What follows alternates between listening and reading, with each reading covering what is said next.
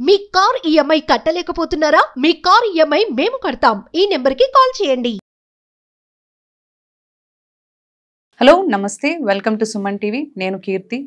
రీసెంట్గా జరిగిన అతుల్ టెక్కీ ఎవరైతే ఉన్నారో బెంగళూరు కేసు, అది మర్చిపోక ముందే మళ్ళీ కొత్తగా ఇంకో కేసు వెలుగులోకి వచ్చింది. అది ఎవరిది అంటే 35 years ఓల్డ్ ఒక బేకరీ ఓనర్ అయిన తను సూసైడ్ కేసు. అది కూడా మనకి సేమ్ మనకు అతుల్ కేసు లాగే హెరాస్మెంట్తో సూసైడ్ చేసుకుంటున్నట్టు వీడియోస్ మనకు రిలీజ్ చేసి సూసైడ్ చేసుకోవడం అనేది జరిగింది. ఈ విషయం గురించి సంబంధించి మనకి చట్టాలు ఎలాంటి యాక్షన్ తీసుకుంటున్నాయి, అసలు ఇలాంటి కేసెస్లో మెన్స్కి అంటే ఎవరైతే సూసైడ్ చేసుకుంటున్నారో వాళ్ళకి ఎలాంటి ఏమైనా ఫెసిలిటీస్ ఉన్నాయా అనే దాని గురించి మనతో ఈరోజు మాట్లాడడానికి అడ్వకేట్ వరుణ్ గారు ఉన్నారు. వీరితో ఈ విషయాలన్నీ కూడా మనం ఇప్పుడు చర్చిద్దాం. నమస్తే అండి వరుణ్ గారు. సో ఇప్పుడు చూసినట్లయితే అతుల్ కేసు మర్చిపోక ముందే మనకు కొత్త కేసు ఒకటి వెలుగులోకి వచ్చింది. అది హెరాస్మెంట్ తో అంటే ఇలాగే వైఫ్స్ ఇబ్బంది పెడుతున్నారు అనే విషయం పైన సూసైడ్ చేసుకుంటూ వస్తున్నారు. దీన్ని ఎలా చూడొచ్చు అంటారు? అంటే ఇంకా మెన్స్ కి ఇంకా మనకేమి చట్టాలు లేవంటారా? యాక్చువల్గా చాలా అన్ఫార్చునేట్ అండి. ఇక్కడ మన కంట్రీలో ఉమెన్స్ కున్నంత రైట్స్, ఐ మీన్ ఏదన్నా సిచ్యువేషన్ వస్తే చెప్పుకునేంత అవకాశం కానీ మెన్కి అన్ఫార్చునేట్గా లేవు. ఇప్పుడు మన కొత్తగా వచ్చిన భారతీయ న్యాయ సంహితలో కూడా సెక్షన్ 69 పరంగా ఎవరైనా ఫాల్స్ ప్రామిసెస్ ఆఫ్ మ్యారేజెస్కి, అంటే పెళ్లి చేసుకుంటాను ఫిజికల్గా వాడుకున్నా, లేకపోతే ఏదైనా మూవీలో ఆఫర్ ఇస్తా అన్నా, లేకపోతే ఇంకోటి ఏదో ప్రమోషన్స్కి ఆఫీస్లో ఇస్తా ఇవన్నీ చెప్పి చేస్తే 10 years ఫిగరెన్స్ ఇంప్రిజన్మెంట్ ఉంది. ఇంత 10 years ఇంప్రిజన్మెంట్ ఉంది. కానీ అదే ఒకవేళ ఉమెన్ చేస్తే, కొన్ని బాసెస్లో మనము చూస్తుంటాం, కొన్ని సిచ్యువేషన్స్లో వాళ్ళు బాస్ ఉండి వాళ్ళు చేస్తే అక్కడ ఏ పనిష్మెంట్ లేదు. అంటే వచ్చిన కొత్త చట్టాలు కూడా మెన్ని పనిష్ చేసేలా ఉన్నాయి కానీ ఉమెన్కి ఎక్కువ కనిపించట్లేదు.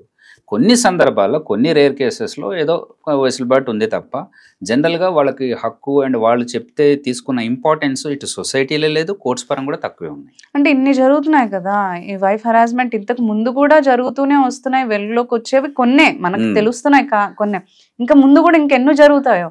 అంటే ఏమైనా చేంజెస్ తెస్తే స్ట్రాంగ్ గా బాగుంటది అనే కదా. ఇప్పుడు మొన్న చనిపోయిన అతుల్ అనే వ్యక్తి బెంగళూరు అతను 24 pages రికార్డ్ చేసి వీడియో పెట్టి చనిపోయాడు. అంటే ఆయనకు జరిగిన పరిస్థితులు సరే ఏదో కస్టడీకి తీసుకున్నారు. ఈ మీడియా ద్వారా ఈ న్యూస్లలో రావటము, అన్ని ఓటీటీ అన్నిట్లలో సోషల్ మీడియాలో రావటం వల్ల ఏదో కస్టడీ తీసుకున్నారు, అరెస్ట్ చేశారు. మళ్ళీ షార్ట్ టైంలో I think she will get a bail. 4 రోజుల తర్వాత అందరూ మర్చిపోతారు. దాన్ని ఎవరంత స్ట్రాంగ్గా చూడరు. ఒక ఉమెన్ మెన్ మీద కంప్లైంట్ ఇస్తే తీసుకున్న సీరియస్నెస్ మెన్ ఉమెన్ పైన కంప్లైంట్ ఇచ్చేంతగా లేదు. సుప్రీంకోర్టు కూడా ఇచ్చింది, హెరాస్మెంట్ కింద, డొమెస్టిక్ వైలెన్స్ కింద మగవాళ్ళు కూడా లేడీస్ పైన కంప్లైంట్ ఇవ్వచ్చు. కానీ ఎవరు కంప్లైంట్ చేసే అంత ధైర్యం చేయరు, కేసు పెట్టేంత ధైర్యం అసలే చేయరు. ఓకే, ఎందుకంటే చాలా చిన్న చూపు ఉంటుంది వాళ్ళపైన పెడితే కూడా. ఓకే, ఇతను ఎవరైతే ఢిల్లీ బేకరీ ఓనర్ ఎవరైతే పునీత్ చనిపోయారో తను కూడా స్టేట్మెంట్ పెట్టాడు.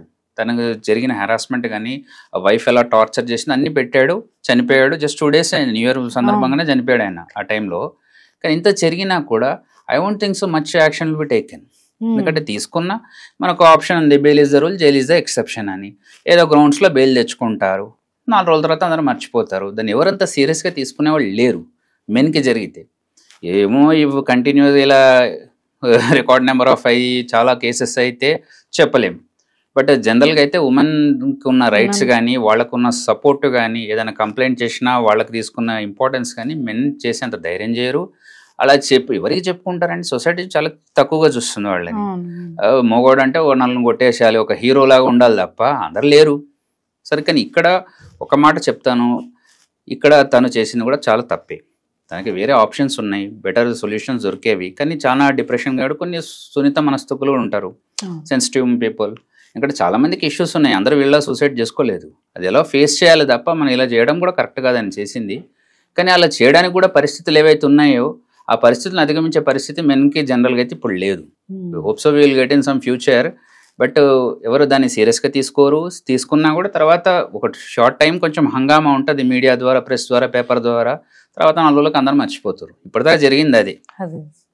అయితే ఇప్పుడు హరాస్మెంట్ విషయంలో ఆడవాళ్ళకు ఉన్నంత ఐ మీన్ కేసెస్ కానీ ఇవన్నీ ఫైల్ చేయడానికి ఉన్నాయి కదా, అలా ముందు ఏమన్నా మగవాళ్ళు కూడా అంటే ఇలా ఏమైనా కేసు ఫైల్ చేయొచ్చు అంటారంటే హరాస్మెంట్ విషయంలో కానీ? ఇవన్నీ లేకే కదా వీళ్ళు డిసప్పాయింట్ అయ్యి. నన్నపనేని రాజకుమారి గారు చెప్పినట్టు మగవాళ్ళకు కూడా చట్టాలు ఉండాలనేది గుర్తుకొస్తుంది మాకు కూడా. అండ్ మెన్స్ రైట్స్ అనేవి ఉన్నాయి.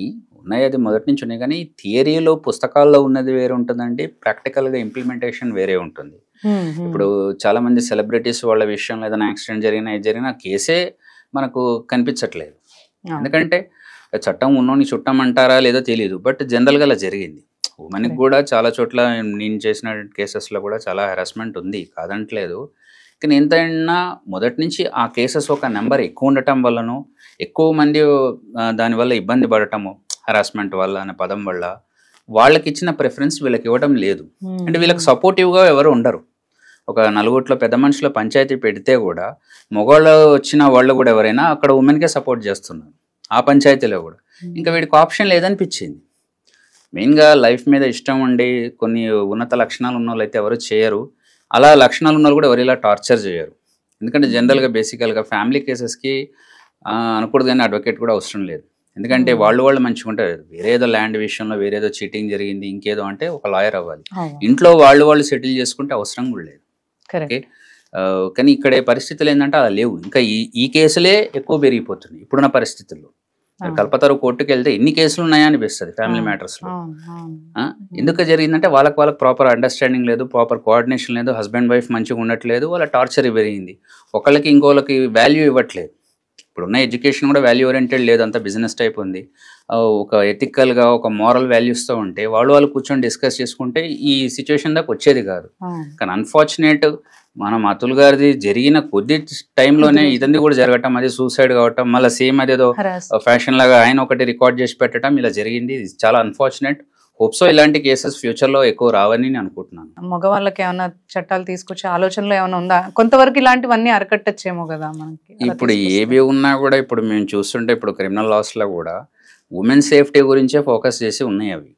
ఎందుకంటే ఎక్కువ మట్టుకు శాతం ఇప్పుడు ఎవరైనా మెజారిటీ విన్స్ అంటారు, ఒక ఎలక్షన్లో గెలిచినా కూడా మిగతా ఓట్లు వేరే వాళ్ళకి వెళ్ళినా మెజారిటీ మైండ్లో పెట్టుకొని చేయడం జరుగుతుంది. మన కంట్రీలో కూడా చాలా మటుకు రేప్కి గురైనా లేకపోతే ఏదన్నా టార్చర్కి గురైనా, రీసెంట్గా ఇప్పుడు సిఎంఆర్ కాలేజ్లో ఉమెన్స్ హాస్టల్లో కెమెరా పెట్టినందుకు వాళ్ళు ఇబ్బంది అవుతారు. అదే మెన్స్ హాస్టల్ పెడితే కూడా పట్టించుకోకపోవచ్చు కూడా, ఎందుకంటే ఇంపాక్ట్ అనేది ఎక్కువ లేదు. సో మెజారిటీ ఎవరికైతే సమస్యలు ఫేస్ చేస్తున్నారో వాళ్ళని బేస్ చేసి లాస్ కూడా తయారైనాయి. అంటే ఎక్కువ పోర్షన్ బాగుంటే ఖచ్చితంగా కంట్రీ కూడా ఒక హెల్దీ అట్మాస్ఫియర్ తోటి హ్యాపీనెస్ ఇండెక్స్లో కూడా పెద్ద స్థాయిలో ఉంటుందని ఉద్దేశం, మంచిగా ఉంటారని. ఉమెన్కి రెస్పెక్ట్ ఇచ్చిన చోట, ఉమెన్ మంచిగా ఉన్న చోట ఖచ్చితంగా కుటుంబం బాగుంటుంది, పెద్దలు అన్నమాటే. సో ఆ యాంగిల్లో తీసుకొని పెట్టారని మేము భావిస్తున్నాం. ఇక్కడ రీసెంట్గా జస్ట్ July 1 నుంచి వచ్చినాయి కొత్త లాస్, 3 క్రిమినల్ లాస్ కూడా. సో అందులో ఏవి మెజారిటీ ఉమెనే ఉన్నారు కాబట్టి ఈ ఇష్యూస్ ఫేస్ చేసేవాళ్ళు వాళ్ళని బేస్ చేసి పెట్టుకున్నారు కాబట్టి ఇంకా రాలేదు. కానీ మెన్స్ రైట్స్ ఉన్నాయి, వాళ్ళు కూడా కావాలంటే పోరాడొచ్చు. అంటే కొందరు అడ్వకేట్స్ కూడా, కొందరు భార్యాబాధితుల సంఘం అని అట్లాంటి కూడా పెట్టారు, మన దగ్గర కూడా ఉన్నారు. కానీ అలా కాకుండా there are some means you can avoid people. అంత సిచ్యువేషన్ వస్తే డైవర్షన్ తీసుకుని ఉండొచ్చు కదా, అట్లీస్ట్ యూ నాట్ డైడ్. కానీ అది కూడా రాంగ్ స్టెప్ అతను చేసింది కూడా. కానీ మగవాళ్ళు చెప్తే కంప్లైంట్ తీసుకొని అది ముందుకు తీసుకెళ్ళి వాళ్ళకి న్యాయం చేసేవని ఇప్పుడు అయితే మనకు కనిపించట్లే. అలాంటి పరిస్థితి ఉంటే నిజంగా అతుల్ గారు జరిగింది సిచ్యువేషన్ ఈ పునీత్కి తెలియకుండా ఉంటుందా? అది ఎంత వైరల్ అయిపోయింది. ఈయన కూడా మరి వీడియో రికార్డింగ్ అన్ని పెట్టినవాడే, కానీ ఆయనకు నమ్మకం లేదు అది న్యాయం జరుగుతుందని. సో ఇలాంటివి జరగకుండా ఉంటాయని మనం భావిస్తున్నాం. అండ్ మెయిన్ లాస్ ఉమెన్కి ఎక్కువ చెడు జరుగుతుంది కాబట్టి అది ఓవర్కమ్ అవ్వాలని, హ్యాపీగా ఉండాలని సొసైటీ తయారు చేసిన అని మేము భావిస్తున్నాం.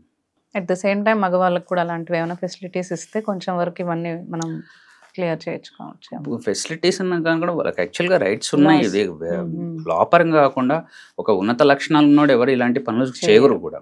సో వాళ్ళు ఒక సెల్ఫ్ మోటివేట్ చేసుకోవచ్చు. There are very other option. You go to some place, మనసు ఉంటే మార్గం ఉందన్నట్టు ఏదో దొరికేది ఛాన్స్. ఇలా అయితే అయ్యేది కాదు కదండి జనరల్గా. కానీ ఇలాంటి సిచ్యువేషన్స్ మనం వినకూడదు, ఇలాంటి జరగవని భావిద్దాం. Okay, thank you so much.